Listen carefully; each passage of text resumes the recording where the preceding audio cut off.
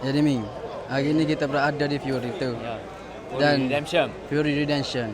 Amo mari dari Kelantan ni. Sebab nak tengok Ming apa ni. Yo. Oh, Terima kasih Bi. oh, Yo. Jauh mari daripada Kelantan. Kelantan sampai ke KL. Semata-mata nak mari tengok. Ha, Kita nyata. goceh dengan Apple ni. Sebabnya kita duduk dengar-dengar dulu. Kita pernah dah kena buat mari dulu. Amin ngapu. Lepas tak jadi.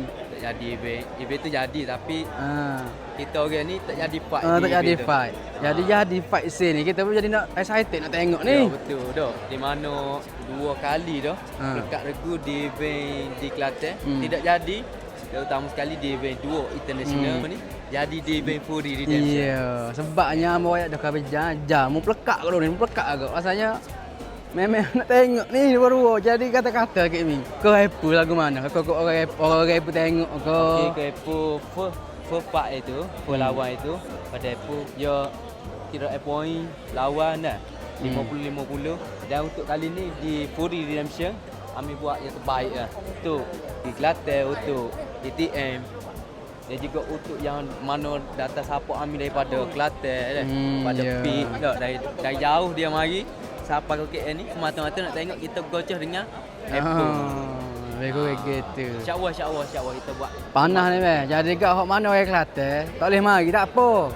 Awak beli PPV tak? Beli PBB boleh tengok ah. Boleh tengok Mana Amin dia yang jauh pun ke? pecah ni. Betul. Pada saya kita ya berona. Okey weh, saat ni kita interview Amin. Ni Apu. Kita nak pelekat di dua baru ni tak jadi pasal dah. Bagai panah. Okay. Dua ni bagai panah. Sebab tu kita sanggup mari tu. Sanggup mari pasal kita tahu pus taruh mana, Amin taruh mana. Kalau gocoh tak pecah rasa pecah agak barang saya. InsyaAllah. InsyaAllah.